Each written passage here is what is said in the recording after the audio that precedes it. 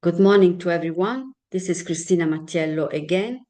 I will be with you for Unit 4 of our course. It includes two parts, one about people in jail, people in detention, one about mental health. I'm going to share with you my PowerPoint. Excuse me. So here we are. In slide 2, you can see a quotation from Cesare Beccaria,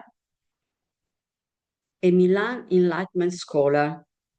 Beccaria put forth some of the first modern arguments against death penalty and torture still used. He was the first to write a whole treatise about the rights of detained people.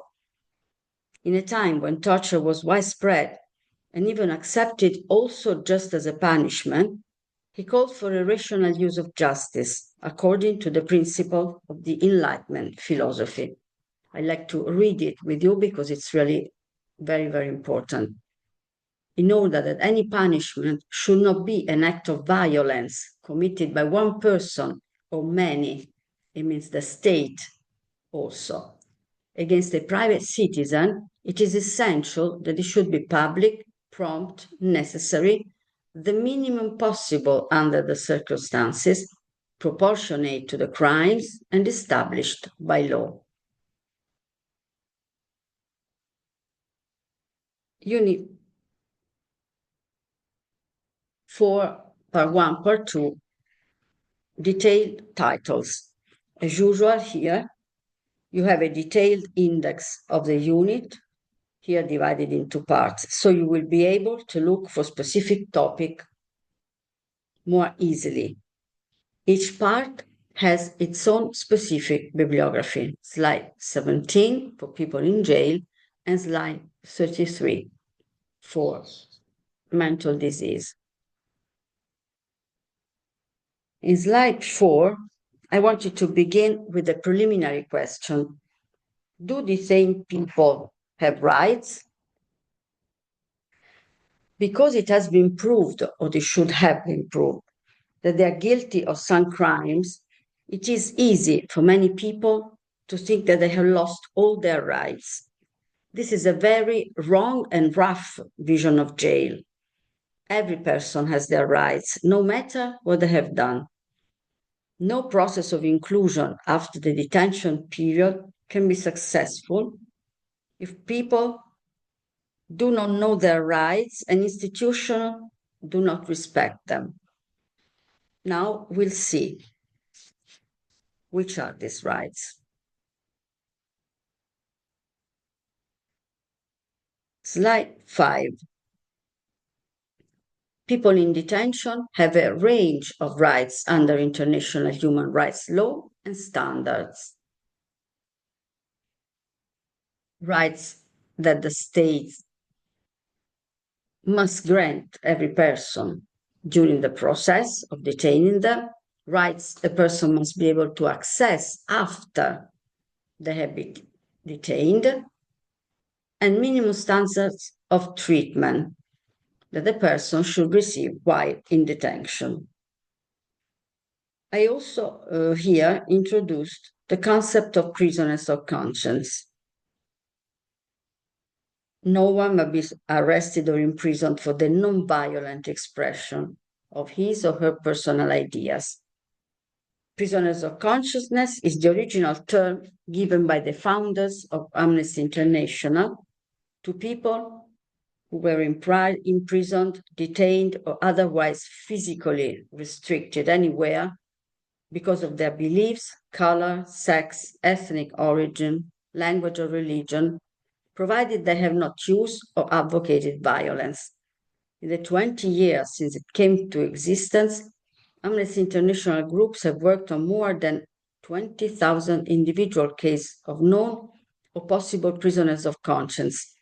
But thousands of others are unknown, and these people cannot be helped.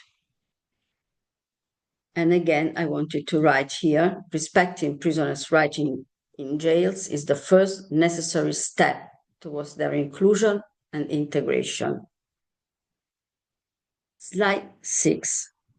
The basic rights of detained people are called the Nelson Mandela Rules. To honor Mandela's legacy and lifelong struggle for human rights and his commitment to equality, democracy, peace, notwithstanding his people's and his own persecution.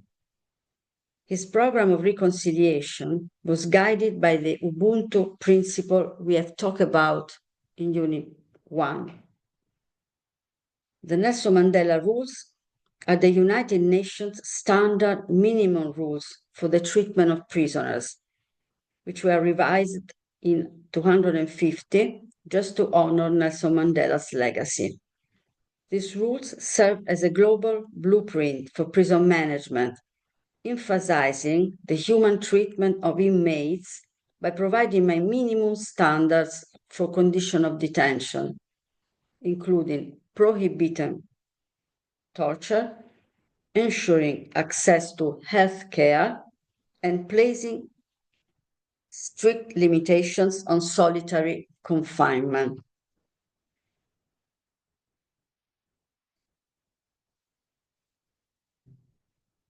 Slide 7. Here we talk of the minimum standard rules for treatment of prisoners according to the United Nations document.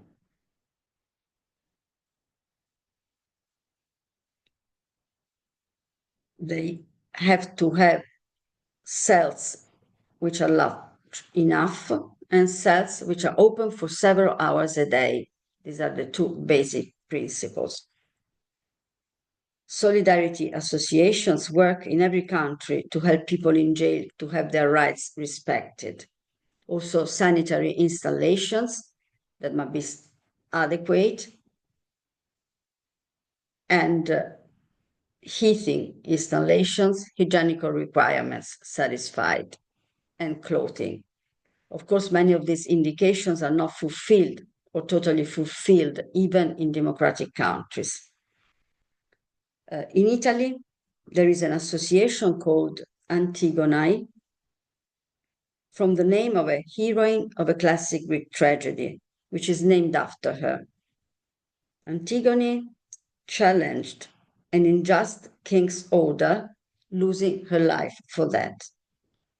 The association Antigone protects and promotes the rights of prisoners by opening assistance desks within prisons, monitoring and publishing reports on prison conditions, promoting awareness campaigns, and working to promote the social reintegration of prisoners in accordance with the Italian constitution. Many prisons in Northern Europe are based on dignity instead of dehumanization. And this is very important. They are supportive when the inmates go out of the jail. And there we can see lower rates of violence and recidivism. In slide 8, we talk about illegal detention. In many non-democratic countries, but unfortunately sometimes also in democratic ones, detained persons may be submitted to forms of institutional violence. We can talk of arbitrary detention, when right to have, choose, or contact a lawyer from family members is denied, incommunicado detention, when access to lawyers and family members is denied, and secret detention, contacts with the outside world denied, and location known only to institutional officers. This may lead to disappearance. Amnesty International work on these cases, trying to save these people's life. Most of them, almost every of them, I should say, are political opponents. We call them desaparecidos. In Latin America, there were dozens of thousands of desaparecidos, 30,000 in Argentina, 38 in Chile, 1,100,000 in Mexico. In Argentina, their mothers and abuelas, grandmothers, have been searching the desaparecidos' traces for decades, and they could have many of the guilty persons arrested and tried. So they had justice. Grandmother could also find more than 100 children of desaparecidos' mother who have been kidnapped by some regime families. Hijos, they're called, which means sons and daughters. Slide 9. Here we talk of the extreme illegal treatments of the detented people. Death penalty. According to Amnesty International Global Report 2024, 15 countries carried out 1,518 known executions in 2024. This constitutes the lowest number of executing countries for the second consecutive year, but at the same time, the highest recorded execution figure since 215. Most executions took place in Iran, Iraq, and Saudi Arabia, and the victims were political opponents. Torture. Under international law, torture and other forms of ill treatment are always illegal. They have been outlawed internationally for decades. To take just a couple of examples, 172 countries have adhered to the International Covenant of Civil and Political Rights, which prohibits torture and other forms of ill treatment. And 165 countries are parties to the UN Convention Against Torture, which Amnesty International campaigned so hard to create. But many states have failed then to criminalize torture as a specific offense under their national laws, and governments around the world continue to defy international law by torturing people.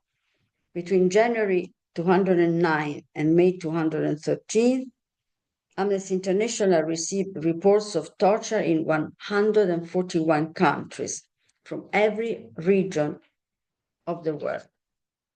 Here I put some didactical suggestions, a guided discussion, a simulation parliamentary session, or a multiple choice question to ask students, is torture or is death penalty A, useful but unacceptable, useful and acceptable, useless and unacceptable? And if it is considered acceptable, when? Always special cases, which, of course, we must say that it's never been acceptable. And we have to talk about our students to have them understand this fundamental price.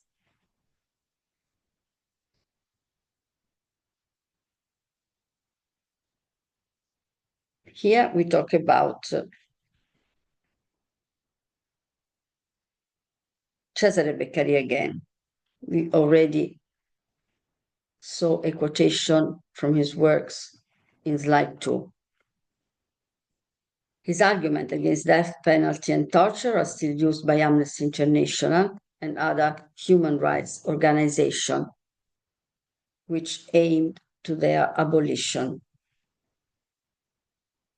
Death penalty is neither morally justified nor effective, and it is not a useful deterrent. It is absurd, in order to dissuade citizens from assassination, commit public assassination, and no legitimate basis exists for the state to execute its citizens. Death penalty and torture are only a sign of human cruelty and will abuse power to overwhelm people who cannot defend themselves in any way. Someone they should have a deterrent effect. They think so. It means instilling fear that should prevent people from committing crimes. But inquire and statistics show that is not true. This is very important to know. Inquiries and statistics show that they do not have any deterrent effect. And that the basic principle, no man can be judged a criminal until he be found guilty. So, what right can authorize the punishment of a citizen so long as there remains any doubt of his guilty? Either he's guilty or not guilty. If guilty, he should only suffer the punishment ordered by the law, and torture becomes useless, while his confession is not necessary. If he be not guilty, you torture the innocent, for in the eye of the law, every man is innocent, whose crime has not been proved. This is Beccaria again. Slide 11. The basic question, an ethic basic question is, penalty is only a punishment, or can it be the starting point of a rehabilitation process? When in a society hatred and discrimination attitudes prevail, detention is seen by most people as a punishment, which should even be harder than it actually is. The use of violence is not excluded or better. It is often requested. This is a not human way to see society. Also, people who have committed some crimes must be given a chance to be included again in society. In this approach, the origin of the crimes are considered more than the crime itself, because also society shares some responsibilities.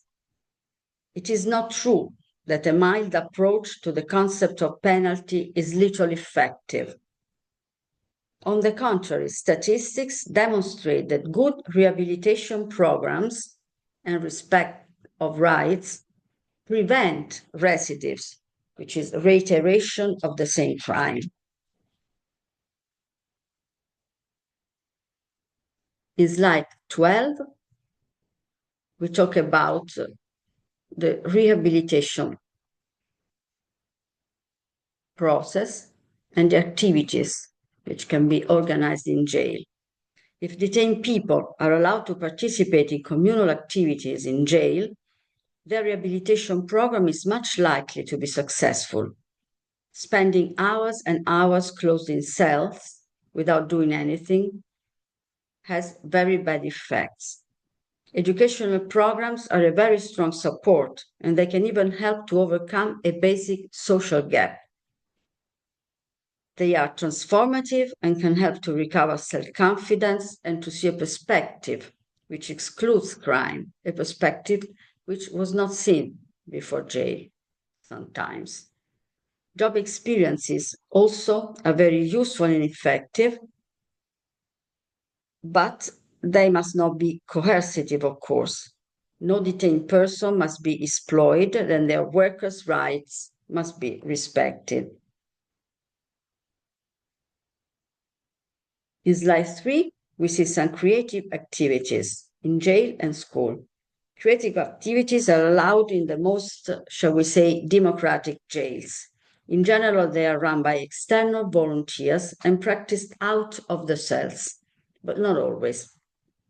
Creative activities in all art fields, visual arts, theater, creative writing, reading, painting, drawing, music, theater, pottery, woodworking, and so on, help people in jail to live and express their emotions.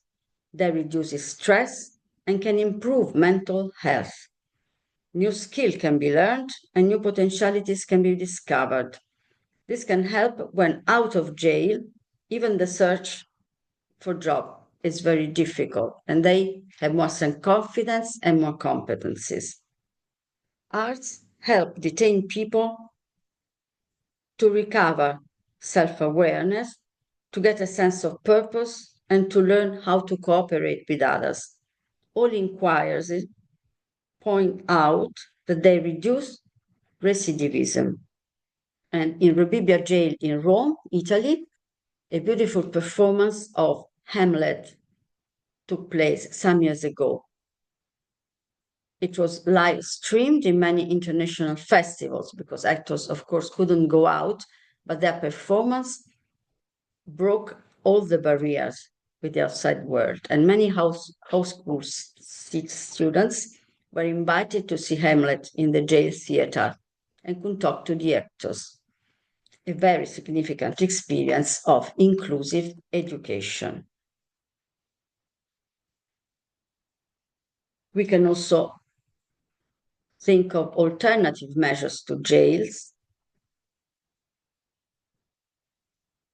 which are a very good preliminary training for reintegration and inclusion programs and reduce so much recidivity and help to contrast jail overcrowding.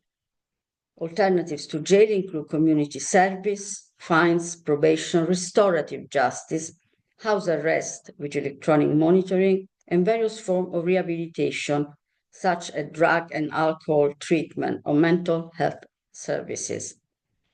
These non-custodial measures aim to hold address to the root causes of crime and facilitate rehabilitation and reintegration into society, often with greater community benefit and lower costs than detention in jail.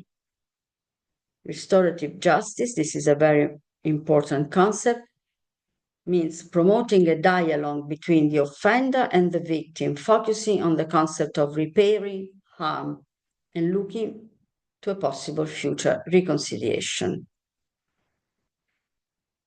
Slide 15, reintegration of people in detention. It is easier if pre-release programs have been held. The strongest obstacle are social stigma and prejudices. And this is why, once again, the role of education is very relevant, together with the role of community. Of course, job and housing are major problems, but nowadays social support tends to be reduced for everybody, and in particular for marginalized people like former inmates. This kind of help can find much opposition by economically fragile people, but we have to help all to understand that if everybody can be self-sufficient, the whole society gets a benefit from that.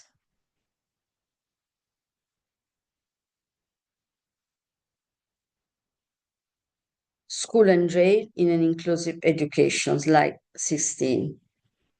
Here I put some example of outdoor activities which imply a relation with jail and detained people for students. I think that they're very effective in reducing the strong stigma against people in jail or former detained people. An inclusive education must be aimed to get a different perception of all marginalized groups. So what can we organize? A visit to jail to watch prisoners' creative activities in very open, very democratic jails, a meeting in the classroom or in jail, if possible, with social operators, educators, religious assistants, a meeting with a former inmate whose inclusion process has been successful. This is very, very effective. A meeting with a volunteer or an expert coming from the external world of solidarity to people in jail. And then offer texts, both literary ones and essays, and themes of discussion inherent to the school curriculum, which can support debates and awareness of the rights of all the people and inmates or former inmates in particular. In slide 17, you find the bibliography. Some example I put here of successful reintegration stories, and then some general books.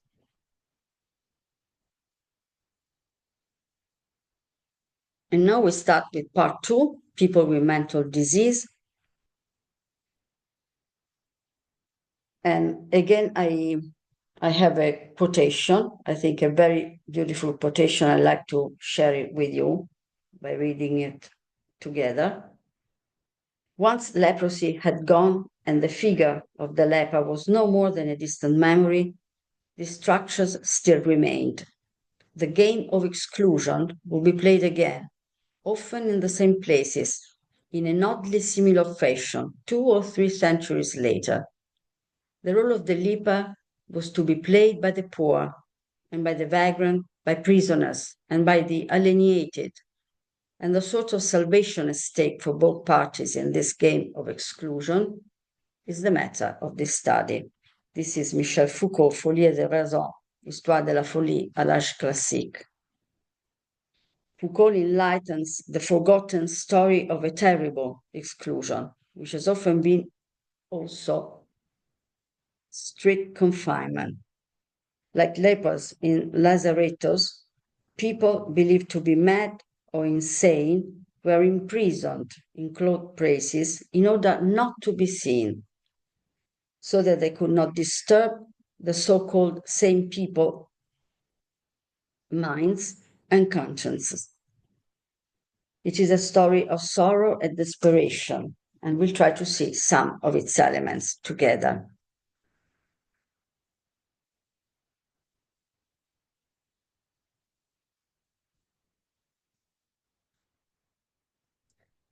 Slide 19. About mental disease, there is a basic problem. It is very, very difficult to define it because the border between sane and insane is subtle and at the end uncertain. It often depends on how the specific or social context see the problem. So we need to explore the concept itself. Therefore, our work for this specific marginalized group will be articulated into 3 parts. 1, official United Nations and European guidelines about mental health and mental disease or illness. 2, the reality of stigma and marginalization. 3, anti-psychiatry and liberating and respectful visions.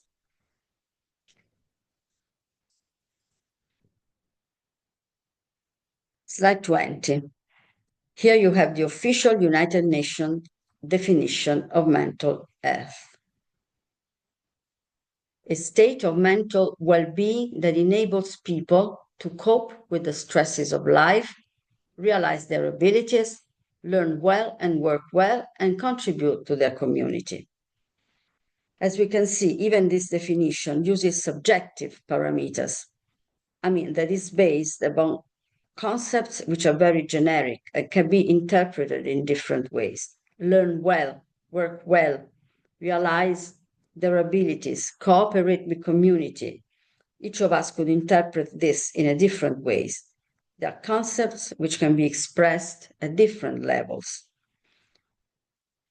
And the United Nations themselves state that mental health is a continuum and it is experienced differently by each person. It is anyway a value which has to be protected. And we have to point out mental disease in any case, because if we want to help people who are affected by it, we have to point it out. More than 1 billion people in the world, only 1 to 7 can be considered affected by mental disease. Perhaps we should consider that the world we are creating, it is not so healthy itself if it produces so much mental problems. More than 1 billion people, nearly 1 in 7 people. Mental health has intrinsic and instrumental value and is integral to our well-being. So it must be approached very seriously. In slide 21, you see the European Parliament mental health document, which also sees mental health as a continuum, like in this picture. A person's mental health moves back and forth, they say, along this range during their lifetime in response to different stressors and circumstances.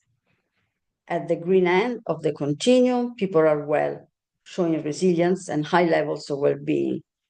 Moving into the yellow area, people may start to have difficult coping and working. In the orange area, people have more difficult coping and symptoms may increase in severity and frequency.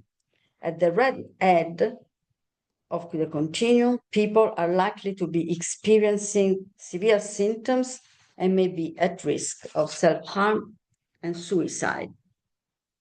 Risk factors and protective factors influence mental health and can put people back and forth along the continuum. They can be individual or related to family, work, society, and other life circumstances. Risk factors may increase the strain on our mental health, while protective factors can counteract these by helping us to stay or become well. With much of people's time each day spent at work, the workplace is a very influential environment when it comes to mental health and well-being. A positive and supportive workplace can mean the difference between being in the green or in the orange. Now, in slides 22, 23, and 24, I put the questionnaire and the table that the European Union uses to understand mental health. This is what they say. It focuses about the language we use and we have to use. Can include or exclude someone and says a lot about our approach to an inclusion of mental illness. What words and phrases have you heard used? And then they say, please take a few moments to write them down. This is the first step. Then read the table below. And obviously, you have to reflect upon the results, your results, and then discuss them. United Nations Workplace Mental Health and Wellbeing Strategy.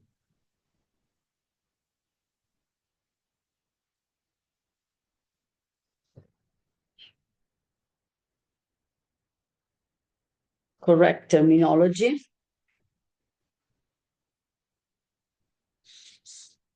Distress and suffering are related to symptoms of mental illness and psychological pain and can be as disabling as physical pain for the United Nations experts. And so they say we need to care for both equally well. This slide finds some suggestions we should consider well. And then we have to explain all the problem to our students. In slides 23 and 24, there are some situations in the first column on the left. We have to find the exact words for. In the second, what we must not say, and in the third, the correct terms. I think it is very important to work on this table with our students. We can also ask them how they would relate to the situations in the first column, and then discuss the language they would use for them.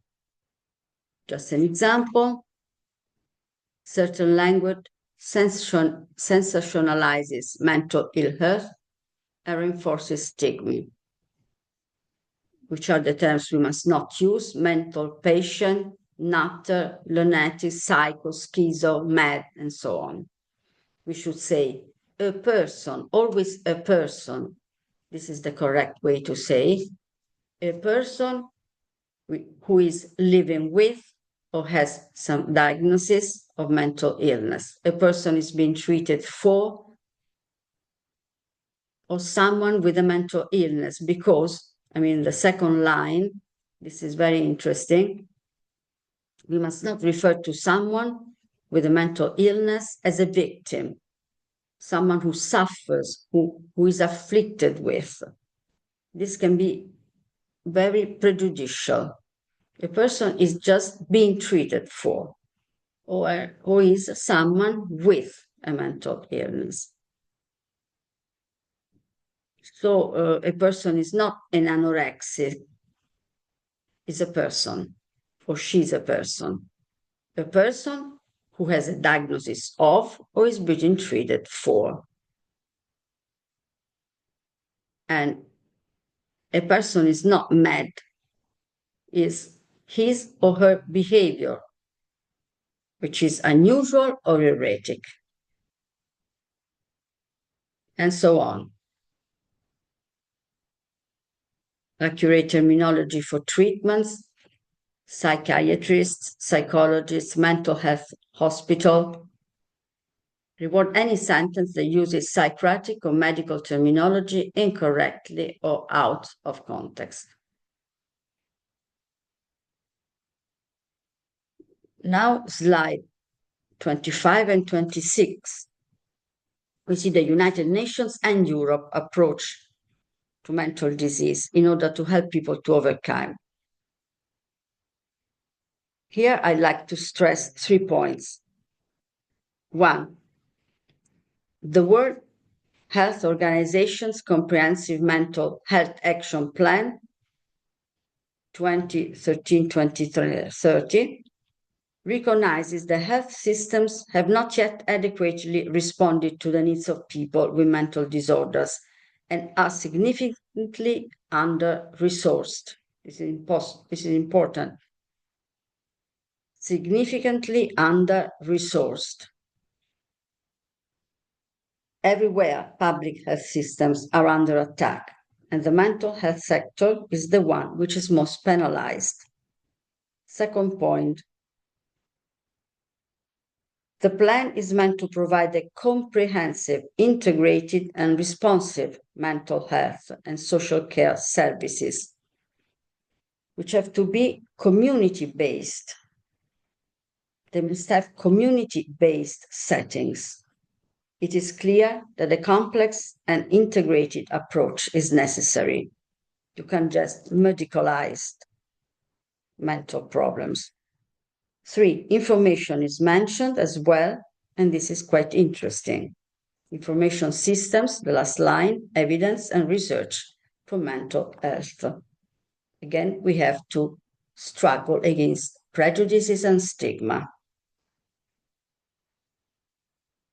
European approach in slide 26. Also, Europe has a comprehensive approach to mental disease. It's interesting, it states that COVID and the Ukraine war caused much anxiety and depressive states. And another important remark of the document is that mental disease distribution is unequal, being more prevalent among women and in population groups with lower income and education levels. They are both very good plans, the United Nations one and the European one, quite similar to one another, but difficult to apply nowadays when public health is so much under attack. In slide 17, we see that children and adolescents, teenagers are in a very critical position for mental problems. 8% of children and 15% of adolescents suffer from them. It is really a very high rate.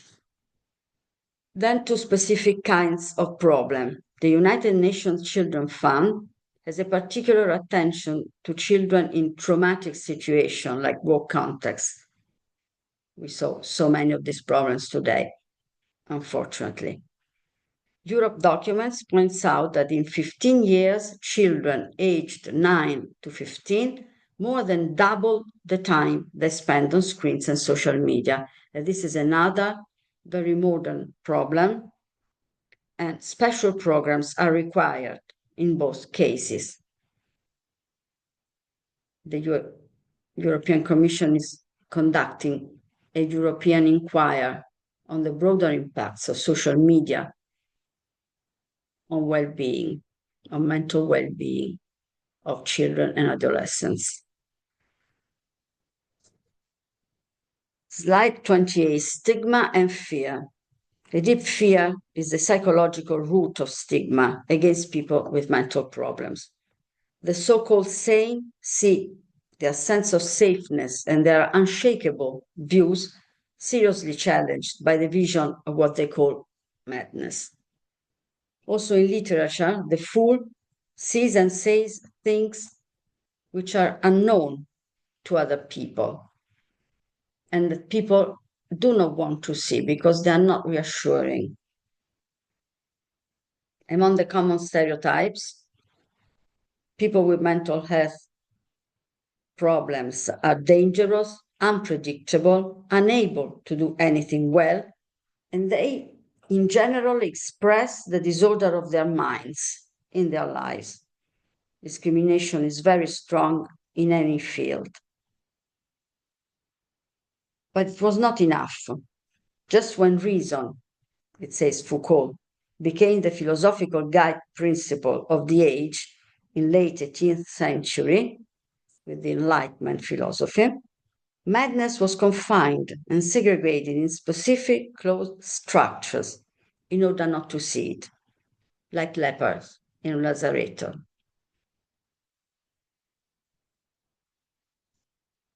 Slide 19, segregation. Social stigma has favored a very hard vision of the confinement of people with mental problems.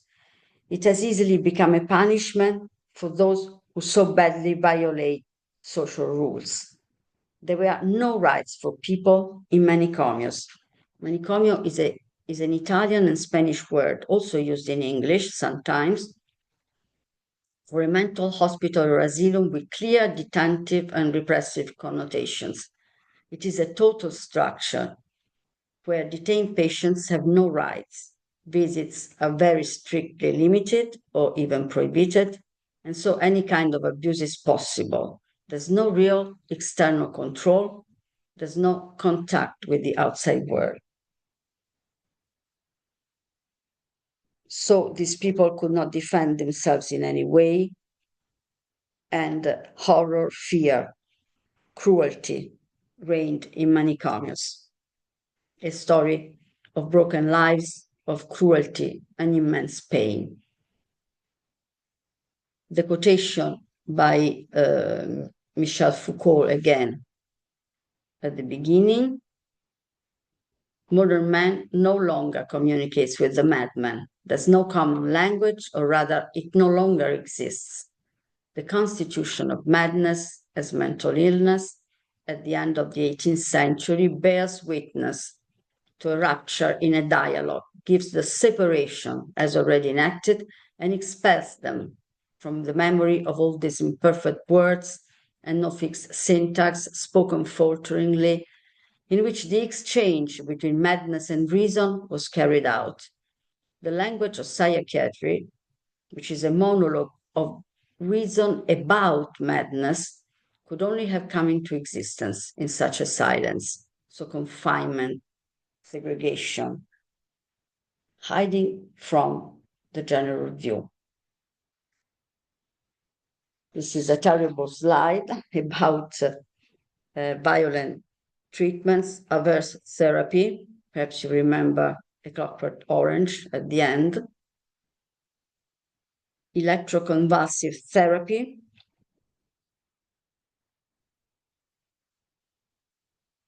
which is passing electrical current through the brain, inducing a seizure in it to change an undesirable behavior.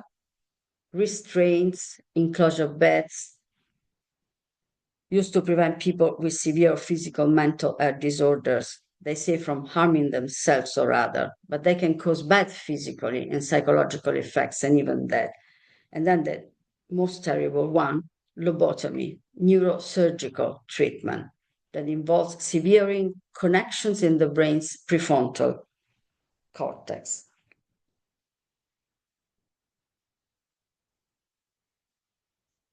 Today,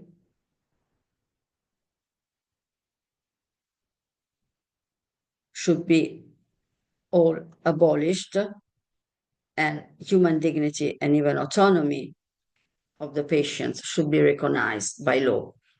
But the reality is sometimes different. Violence and annihilation of human rights are still widespread especially towards marginalized and alone people. So you have intersectionality, which again plays a very bad role. In slide 31, we see something about anti-psychiatry.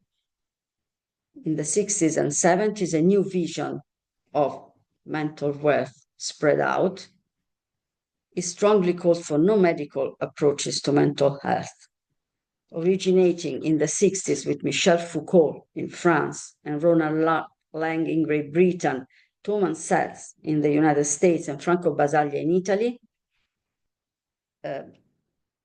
had its name from David Cooper, another psychiatrist from the United States.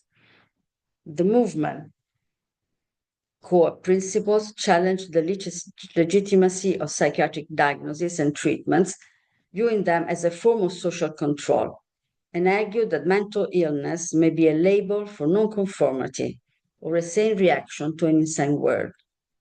Lang was a British psychiatrist who views schizophrenia as a sane reaction to an insane world. Satz argued that mental illness is a myth and that psychiatric diagnoses are used as a tool for social control. His key work is The Myth of Mental Illness. Foucault is a French philosopher. He examined the historical and social construction of madness in works like Madness and Civilization. We also see something about him. And David Cooper, his origin are South African, really. He coined the term anti-psychiatry and advocated for the abolition of traditional psychiatry in favor of community-based care. And then Basaglia. When Basaglia arrived at Gorizia, northern east of Italy, he was upset seeing the conventional regime of institutional care in the local manicomio. Locked doors, patients screaming, many of them lying nude, extremely weak in their own excrements. The institutional response to human suffering was physical abuse, straitjackets, ice packs, bag ties, drug shock therapies to calm down their sadness, terror, and agitation. So in 1961, Franco Basaglia started refusing to bind patients to their beds and abolished any isolation method.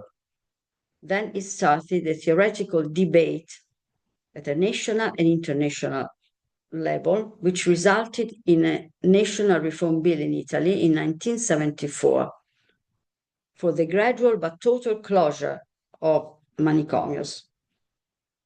Basaglia considered mental illness as the effect of the exclusion processes acting in social institutions and society itself. He said, the mental illness is not reason and origin, but the necessary and natural consequences of the power dynamics related exclusion processes, potentially and concretely acting in all social institutions. In a word, traditional psychiatry was used, according to Basaglia and the anti-psychiatric approach, as a means of social control.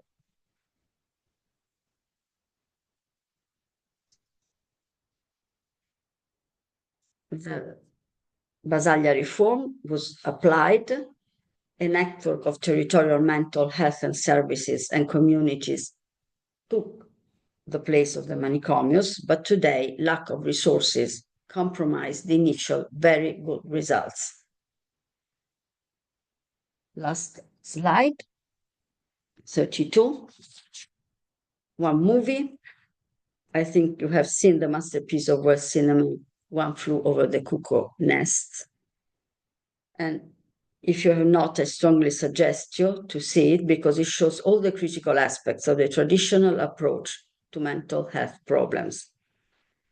The title comes from a children's rhyme and is used to describe someone who has gone cuckoo or insane. It refers to the mental institution and symbolizes the rebellion of the two protagonists against institutional and medical oppression of mental disease. One, interpreted by Jack Nicholson, although he gets to be lobotomized as a punishment, shows the Indian chief who pretended to be mute and lived totally isolated, that the system can be challenged and gives him the strength to flee away and liberate himself. Marco Cavallo, the horse Mark, is the blue horse that never stopped running. It was a 4-meter tall blue horse, originally crafted from papier-mâché and wood when Basaglia was working for the closure of manicomios, and he was in Gorizia. It represented the desire of freedom which overcomes the barriers, the wall of the manicomio, and finds its liberation. Today, it is often reproduced in fiberglass to withstand long travels. Part sculpture, part symbol, part traveling protest. Marco Cavallo continues to travel throughout Italy. Its last journey was to call for the closure of the center of detention for migrants without regular documents, repressive institutions where rights do not exist and where people are illegally detained. And that remembers some elements of the old manicomios. Here, a bibliography, some websites, and the books I talked about for anti-psychiatry. So, goodbye and thanks.